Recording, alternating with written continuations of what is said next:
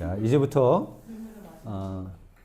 눈먼 자들의 도시에 관련해서 이제 우리 발제문을 통해서 여러 가지 이야기들을 나눴고요. 그 이야기 속에서 여러분들이 대략 이제 어떤 개념적인 것들도 눈치채셨을 거고, 사회적인 문제들, 우리가 어떻게 눈을 뜨고 있어야 되는지 이런 것들에 대해서 얘기를 나눴는데요.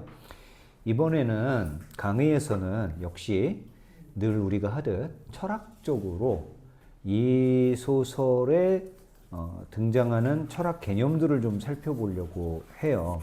근데 여러 가지 철학적 개념들이 있어요. 우선 하이데거가 등장을 합니다.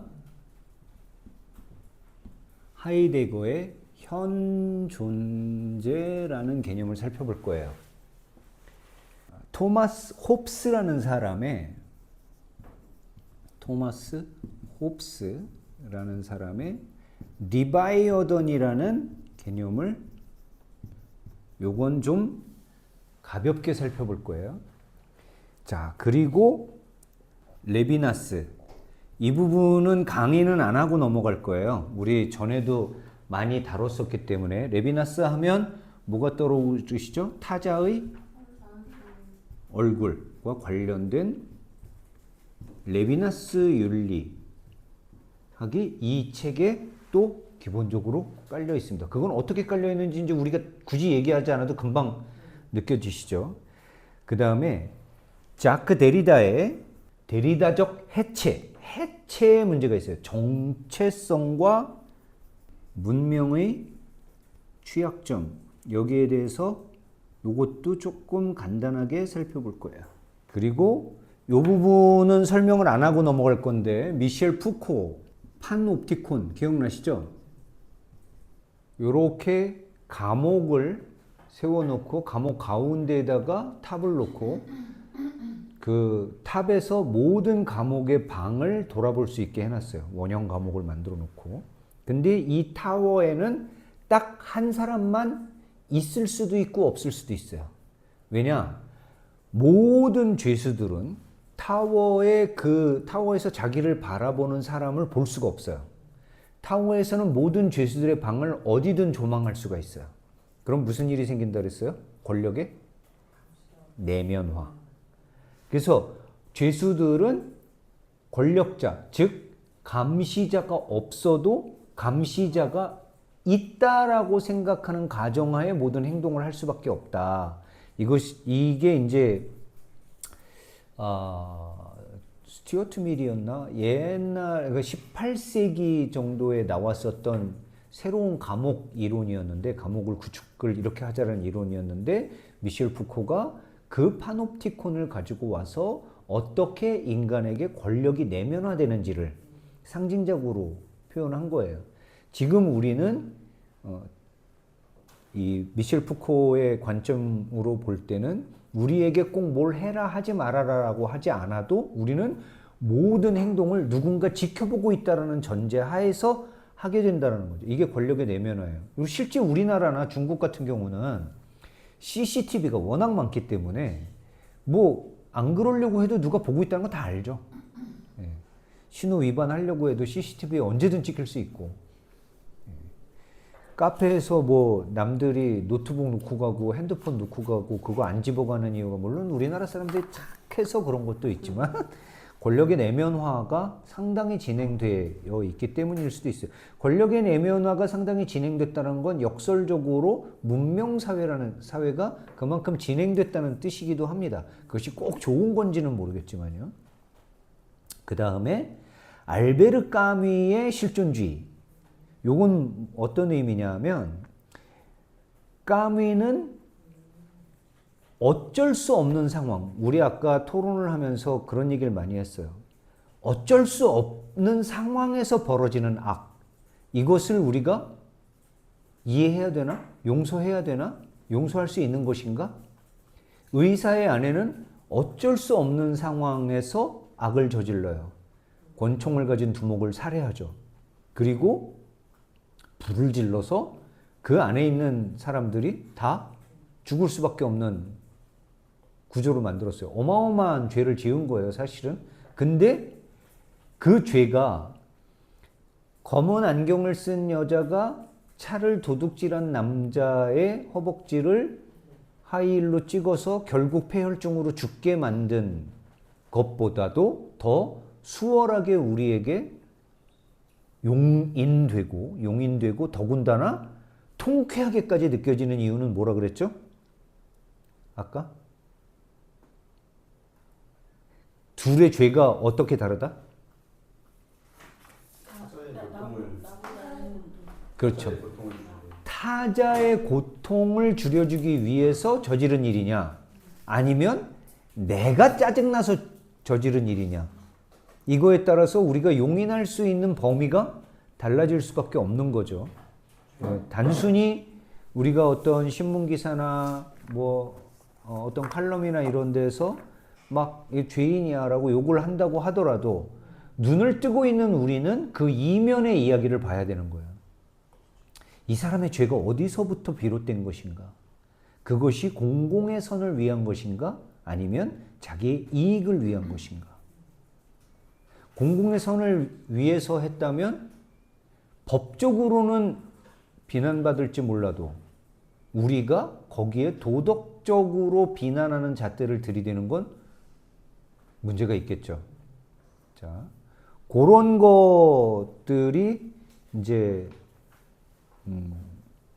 그런 상황들이 드러나는데, 알베르 까뮈의 그 실존주의는 어떤 이런 암울한 상황, 어쩔 수 없는 상황, 그 속에서도 인간이 그 속에서도 추구할 수 있는 가치가 있다고 믿는 거예요. 시치프스가 아무리 굴려서 산꼭대기 정상에 올려놔도 이것은 신의 장난에 의해서 영원히 다시 떨어지는데, 그거를 시치프스가 괴로워 힘들어 이러고만 올리면 시치프스의 삶은 아무 의미가 없는 거죠. 정말 아무 의미가 없는 거예요. 그런데 그 어쩔 수 없는 상황 속에서도 시치프스가 자기 삶을 긍정하려고 노력하면 거기에는 실존적인 희망이 있다는 게 까뮈의 실존주의예요. 알베르 까뮈는 어쩔 수 없는 상황, 즉 실존주의적으로 얘기하면 부조리한 상황조차도 우리가 끌어안아야 된다고 얘기를 한 거죠. 그게 사르트르의 실존주의와 뭐가 다르다고 했죠? 사르트르는 부조리가 한 상황이 있으면 그 부조리한 상황 속에서도 나의 가치를 찾고 만들기 위해서 내가 올바른 선택, 여기서 선택은 그래서 사르트르식으로 얘기하면 사회 참여가 될 수밖에 없는 거였어요. 이게 실존적 선택이었죠, 사르트르에게는. 근데 까뮈는 그것도 반발한 거예요. 그런 선택마저도 사실은 어찌할 수 있다라는 가정하에서 벌어지는 것이다. 인간에게는 그것조차도 불가능한 어쩔 수 없는 부조리한 상황들이 존재하고, 그런 상황에 놓여 있을 때조차 자기 삶을 긍정하는 것이 중요하다. 그래서 까뮈의 이 방면에서 메르소는 사형을 당하는데도 진정한 기쁨을 찾게 되는 거예요. 자, 이제 말씀드린 대로 하이데거에 대해서 조금 더 깊이 있게 들어가 볼게요. 우리가 이 철학자들의 사고를 다 다루기에는 시간도 부족할 뿐 아니라, 너무 많은 얘기를 하면 머릿속에 남지도 않죠. 그래서 하이데거만 얘기를 할 겁니다. 하이데거하고 리바이어던에 대해서는 조금 더 얘기를 하려고 그래요. 하이데거에게는 현 존재라는 이건 하이데거가 만든 말이에요. 다 자인이라고 하는데, 다는 거기, 자인은 있다, 있음, 존재, 이런 의미로 쓰여요. 그런데 요거를 한자로 풀 때 현 존재, 즉 지금 이 자리에 있는 존재라고 풀었어요. 이유가 뭐냐 하면 하이데거가 얘기할 때 세계는 존재자들로 가득합니다. 이 존재자라고 하는 것은 존재하는 그 자체예요. 어떤 사물이 됐건 사람이 됐건 동물이 됐건 식물이 됐건 땅이 됐건 광물이 됐건 어떤 존재하는 것, 그 존재로서 여기에 있는 것 그 자체, 이걸 존재자라고 해요. 그런데 현존재는 뭐냐? 그 중에서도 존재가 뭐지? 라고 질문할 수 있는 존재가 현존재예요.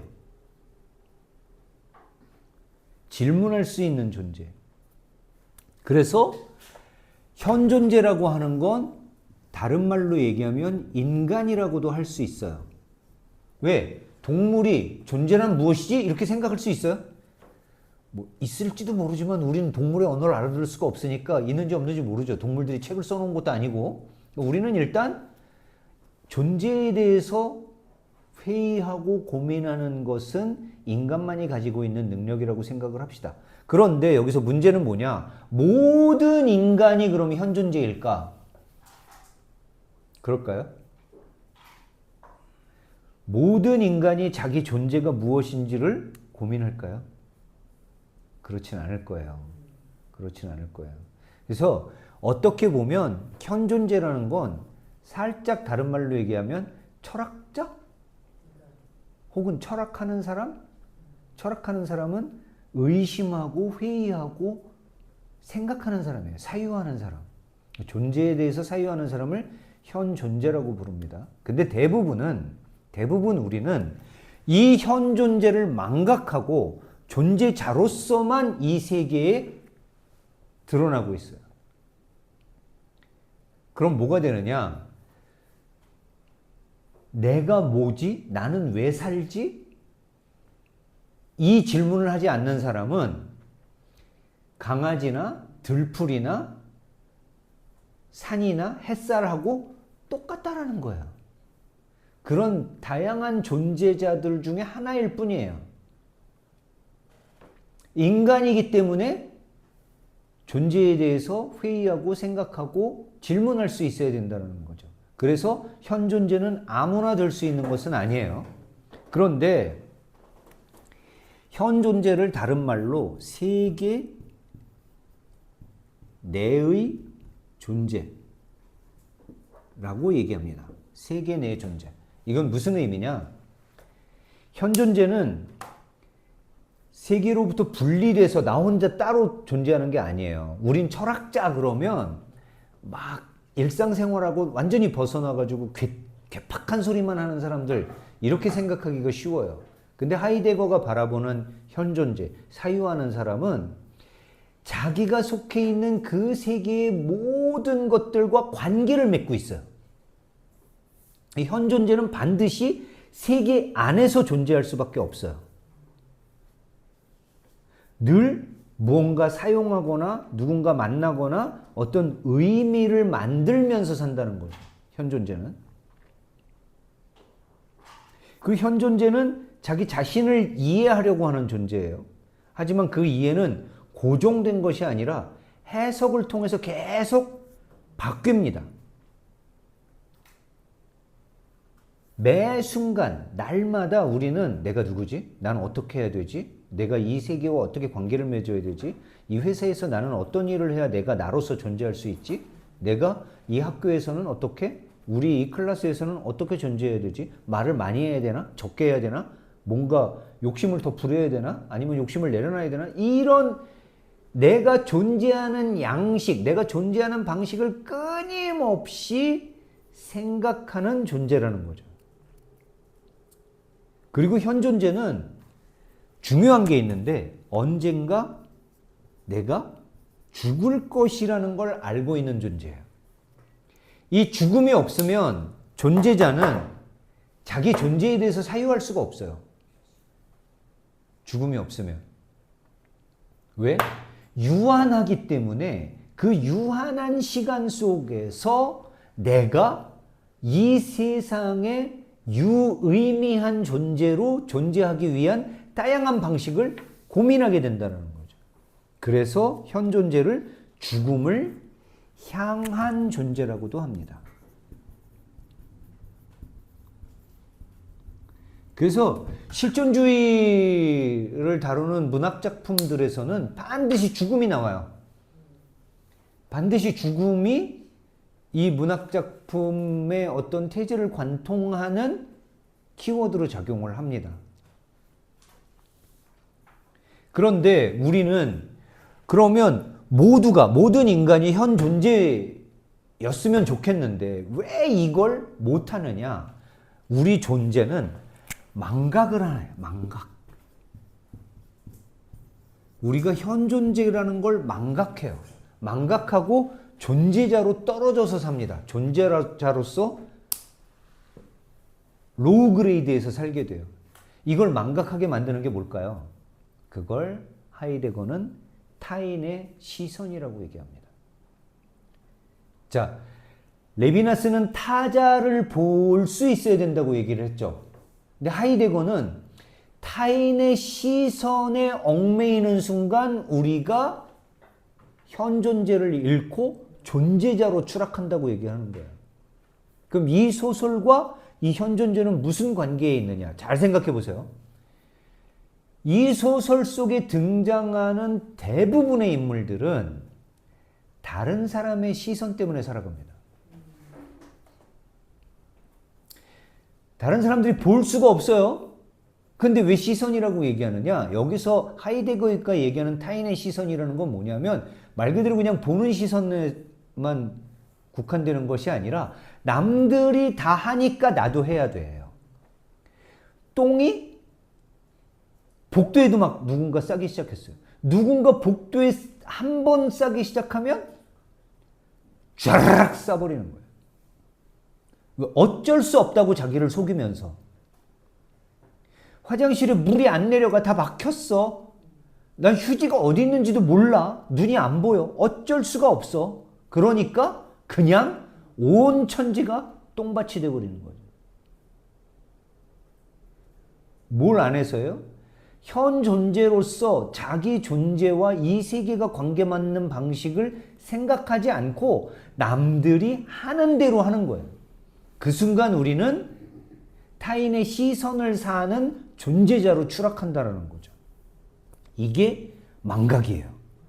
그렇다면 현 존재는 어떻게 해야 될까요? 인간은 어떻게 해야 될까요? 인간은 망각하지 않으려고 노력해야 돼요. 망각하지 않으려고. 무엇을 망각하지 않으려고? 나라는 존재의 근원적인 방향성, 내가 어떻게 세계와 관계를 맺어야 될지 고민해야 되는 그 사유한다라는 사실 자체를 망각하지 말아야 된다는 거예요. 이거 철학 용어로 얘기하니까 엄청 어렵게 들리죠. 아주 쉽게 얘기하면 이거예요.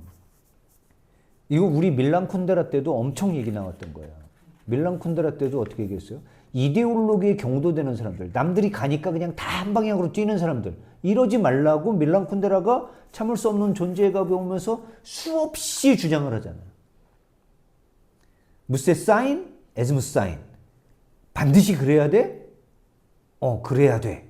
라고 얘기하는 그 당연하다고 하는 걸, 어쩔 수 없다고 하는 걸 의심하는 게 현존재라는 거예요. 남들이 다 고등학교 졸업하고 대학 가니까 검정고시 보면 안 돼? 안 돼. 이건 당연한 걸 받아들이는 거예요. 에즈무스 사인이에요. 그게 아니라 나의 존재가 내가 원하는 방향으로 가기 위해서 나는 남들이 걷지 않은 길을 과감하게 걸어가겠어. 그건 사유의 끝에서 나오는 거라는 거죠. 사유하는 인간이 되는 것이 서울대학교, 하버드대학교 가는 것보다 훨씬 중요한 거예요. 오늘날 우리 사회가 엘리트주의로 인해서 굉장히 많은 문제점들을 낳기 시작했어요. 여기서 왜 그런 문제가, 엘리트라는 건 공부 잘하고 머리 좋고 사회 학생 때도 굉장히 탑을 쳤던 사람들이고 그 사람들이 졸업해서도 사회 엘리트로서 사회 구성원들을 이끄는 리더 역할을 해야 되는 거잖아요. 근데 왜 문제가 생길까? 엘리트들이 남들이 다 하니까 공부하고, 남들이 다 정치하니까 정치하고, 남들이 다 관료가 되니까 관료가 되고, 남들이 다 의사 되니까, 남들이 다 법관 되니까, 남들이 다 검사 되니까, 그 사람들이 잘 사는 것 같으니까, 그러니까 나도 될래. 자기를 사유하지 않고, 자기 존재를 사유하지 않고 남의 시선에 따라서 자기 존재를 망각함으로써 엘리트주의에 편승하게 되면 그것이 상징계의 꾸덕살이 되는 거예요.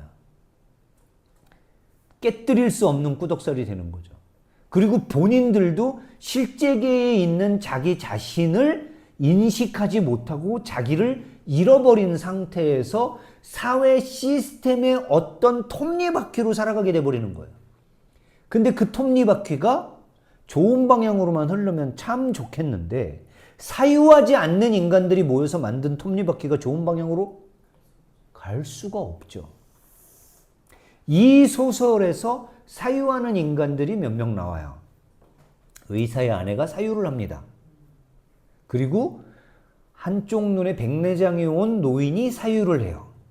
그리고 의사가 사유를 해요. 이 사유와 사유들이 모여서 사유 없이 행동하는 사람들, 특히 첫 번째로 눈먼 사람. 이 첫 번째로 눈먼 사람의 부속품처럼 살던 첫 번째로 눈먼 사람의 아내. 근데 이 첫 번째로 눈먼 사람의 아내는 어느 순간 갑자기 사유를 시작합니다. 부조리한 상황을 만났을 때 깡패들이 여자들을 모아가지고 자기들을 대상화하려고 한 그 순간부터 갑자기 남편도 그들의 무리와 동일한 속성을 가진 인물이라고 상정하고 자기 존재를 사유하기 시작해요. 사유하는 자와 사유하지 않는 자의 얘기예요. 이 눈먼 자들의 도시는. 하이데거식 관점으로 바라본다면. 그렇죠? 우리는 엄청 어렵게 얘기를 하고 있지만 현존재라는 건 그냥 생각할 줄 아는 사람. 존재자라는 건 생각할 줄 모르고 사물이나 동물이나 식물과 똑같이 그냥 어떤 시스템의 순환 속에서 부속으로 살아가는 사람이라고 받아들이시면 됩니다. 그런데 여기에서 끝나면 그냥 뻔한 얘기를 현학적인, 그것도 자기가 만든 단어들로 어렵게 얘기한 것밖에 안 되죠. 여기서 중요한 개념이 하나가 나와요. 현존재는 시간성 속에 들어있는 존재예요. 이것도 이렇게 얘기하면 되게 어렵죠.